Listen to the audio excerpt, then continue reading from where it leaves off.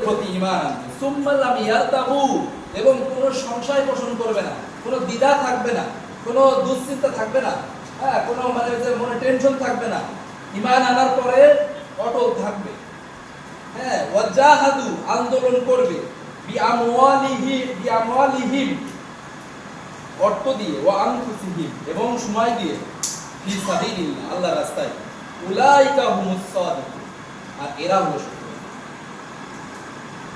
না, একটু দিকে লক্ষ্য করেন, আল্লাহ শেষে বলছেন, কয়েকটা গুণের কথা বলে বলছেন, উলাইকা হুমুস সাদিকুন, এরা হলো সত্যবাদী। আল্লাহ বলছেন, কে বলছেন? আল্লাহ বলছেন কয়েকটা গুণের কথা বলে এরা হলো সত্যবাদী। এখন এই ব্যাপারে কোনো ডাউট আছে? আর এই কয়েকটা গুণ যার মধ্যে থাকবে সে যে সত্যবাদী, আর কোনো সন্দেহ থাকবে? তাহলে এক নম্বর গুণ দেখেন, আমানু বিল্লাহি ওয়া রাসূল, এবং আল্লাহ এবং আল্লাহর রাসূলের উপর ঈমান আনবে, ঈমান দৃঢ় ঈমান থাকবে। এরপরে সুম্মা লাম ইয়ারতাবু, এই ব্যাপারে কোনো সংশয় থাকবে না, যে আমি ঈমান এনেছি, ঈমানের পথে চলবো, কোনো ভয় থাকবে না, কোনো দুশ্চিন্তা থাকবে না, কোনো টেনশন থাকবে না, আল্লাহর নিয়ম মানবো, আমি আল্লাহর গোলামি করব, আমার স্বাধীনভাবে করে দেব, এই একটা গুণ থাকবে। এরপরে ওয়াজাহাদু, আন্দোলন করবে, সংগ্রাম করবে, আন্দোলন করবে, সংগ্রাম করবে, চেষ্টা করবে, বিআমওয়ালিহিম, কি দিয়ে? অর্থ দিয়ে, ওয়া আনফুসিহিম, আর সময় দিয়ে, ফি সাবিলিল্লাহ, আর রাস্তায়। আল্লাহর রাস্তা কোনটা?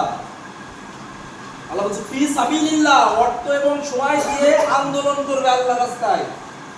আল্লাহর রাস্তা কোনটা সেটাও যদি আল্লাহর কাছে বলে, আল্লাহ আল্লাহর রাস্তা কোনটা, আপনার রাস্তা কোনটা? ইন্নাদ দীনা ইনদাল্লাহিল, আল্লাহ বলছেন নিশ্চয় আমার কাছে মনোনীত গ্রহণযোগ্য রাস্তা হলো ইসলাম। ইন্নাদ দীনা ইনদাল্লাহিল ইসলাম। তার মানে কি? আন্দোলন করবে, সংগ্রাম করবে, সময় আর অর্থ দ্বারা, কার রাস্তায়? আল্লাহর রাস্তা কোনটা? ইসলামের রাস্তা। ইসলামের পথে, দ্বীনের পথে, আল্লাহর বিধানের পথে যে ব্যক্তি আন্দোলন করবে তাদের জান আর মাল দ্বারা, উলাইকা হুমুস সাদিকুন, এরা হলো সত্যবাদী। এবার আপনাকে সত্যবাদী, এবার আপনাকে খুঁজে নিতে হবে, তাই না? আপনাকে যদি, আপনার কাছে যদি মনে হয় যে জামাত ইসলাম আল্লাহর রাস্তায় সংগ্রাম করতেছে, জামাত ইসলাম আল্লাহর জমিনে আল্লাহর বিধানকে বাস্তবায়নের জন্য, আল্লাহর হুকুম বাস্তবায়নের জন্য চেষ্টা করতেছে, তাদের জান মালের সর্বোচ্চ কুরবানি করে তারা চেষ্টা করতেছে, তাহলে আপনি যদি মনে হয় তাহলে আপনি এরা সত্যবাদী। আর আপনার কাছে যদি মনে হয় যে না এরা সত্যবাদী না, অন্য যারা আছে তারা সত্যবাদী, তাহলে তারা আপনাকে এই আয়াতটা সামনে রেখে এরপরে উলাইকা হুমুস সাদিকুন, তারা হলো সত্যবাদী। আর এই সত্যবাদীদের সঙ্গী না হতে পারলে আপনি আল্লাহকে ভয় করতে পারবেন না। কারণ আল্লাহ বলছেন অকুনু মা'আস সাদিকিন, ইয়া আইয়ুহাল্লাযীনা আমানু তাকুল্লাহ ওয়াকুনু মা'আস সাদিকিন, একবার একটা আয়াত, যে আল্লাহকে তারাই ভয় করবে যারা সত্যবাদীদের সঙ্গী। তাহলে সত্যবাদীদের সঙ্গী হওয়া ছাড়া আপনি কিন্তু আল্লাহকে ভয় করতে পারবেন না।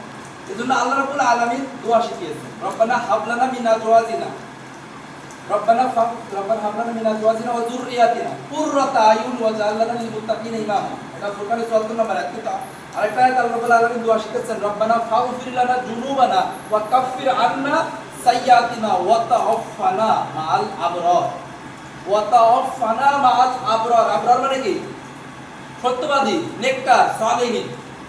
আল্লাহর কাছে আল্লাহ দোয়া শিখাচ্ছেন ওয়া তাওফানা মাআল আবরার, হে আল্লাহ সত্যবাদীদের সাথে আমাকে মৃত্যু দিও। এটা এই দোয়াটা বিষ্ণু সাল্লাল্লাহু আলাইহি ওয়াসাল্লাম করতেন, যে এটা কোরআনের আয়াত, যে ওয়া তাওফানা মাআল আবরার। এবং আল্লাহ একটা দোয়া শিখাচ্ছেন, রব্বানা আফরিগ আলাইনা সাবরান ওয়া তাওফানা মুসলিমিন, ওয়া তাওফানা মুসলিমিন, হে আল্লাহ